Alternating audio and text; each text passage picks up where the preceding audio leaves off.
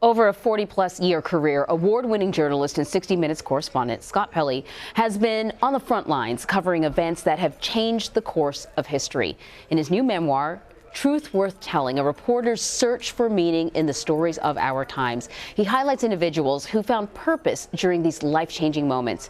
And Scott joins me now to reflect on some of these stories. Thank you so much, Scott. Anne-Marie, great to be with you. Thank you. So I was just saying, because I know that you're a great writer, you're a great TV writer, but you're a great literary writer. Oh. That's the first time anyone has ever said those words, you're so fantastic. Thank you. You really drew me in, and I thought it was interesting that this book starts with 9/11, a story that as journalists we've seen told a million different ways. We've watched documentaries, and you find this sort of completely different way of getting us into it. What about covering, it's just a weird opening story, but why did you decide to start with 9/11, a story that has been covered already so many ways? Well, it was the most profound event that I ever witnessed as a reporter. I was down at the World Trade Center when the buildings came down, and that was a life-changing experience for me. And Anne-Marie, much more than that, I really desperately wanted to pay tribute to the 343 members of the Fire Department of the City of New York who lost their lives that day. The largest loss of life of any emergency service in history. And watching those men and women charge into those buildings, knowing that they might not ever come out, it occurred to me that they didn't know why we had been attacked. They didn't know what 9/11 was about, but it didn't matter because they knew what they were about. They had sworn an oath years and decades before to protect the people of the city of New York, and they had decided long ago what they were going to do on that day. And that first chapter is entitled Gallantry, and I just wanted to pay my respects for what I saw that day. You separate the book into virtues. It's an interesting way of separating it. Why? Because I think we could all use a hero right about now. Yeah.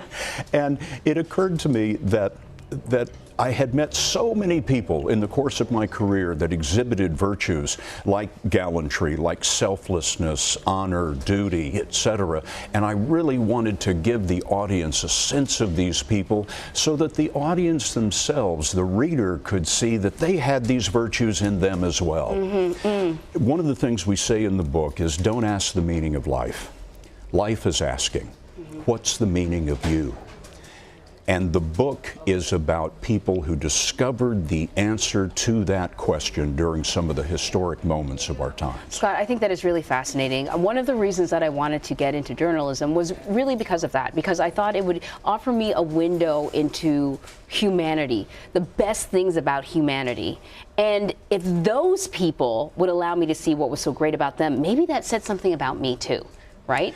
I tell students that journalism is the world's greatest continuing education program. It really is. Right? You and I get to spend all of our days researching the things that fascinate us and meeting fascinating people. Yes, and one of the most interesting parts of this job for me, and I think for you too, based on this book, is that, you know, people allow you to walk into their world at sometimes the worst times of their life, times when, and allow you to ask very intimate questions, and they expose themselves. Yes. And in that way, you learn about how strong human beings are, that humanness is strength. And I'm wondering, because you have walked into war zones, you have talked to mothers who have lost their children, you have seen really the worst that it means to be human. What has that taught you about the best that it means to be human, and do we find that in this book? Wow, Anne-Marie, what a terrific question. You know, I write in the book about Viktor Frankl, who was a Holocaust survivor, who was a psychiatrist and wrote a book called Man's Search for Meaning. It was a really transformative read for me at an earlier age. And I think if there is an overarching theme here, it is what Frankl said, that you have to take responsibility for yourself and your own attitude, that fate, as happened in the Holocaust, can take everything away from you, even your life. but you can always choose your own attitude.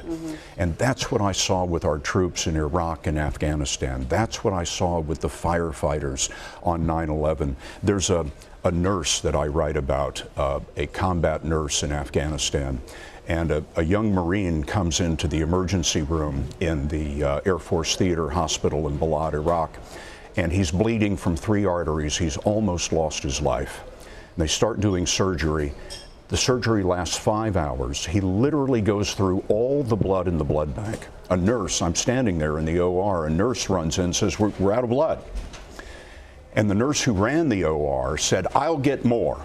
And she runs out. And I think, more? There's not any more. And so I chase her out the door to see what she's up to.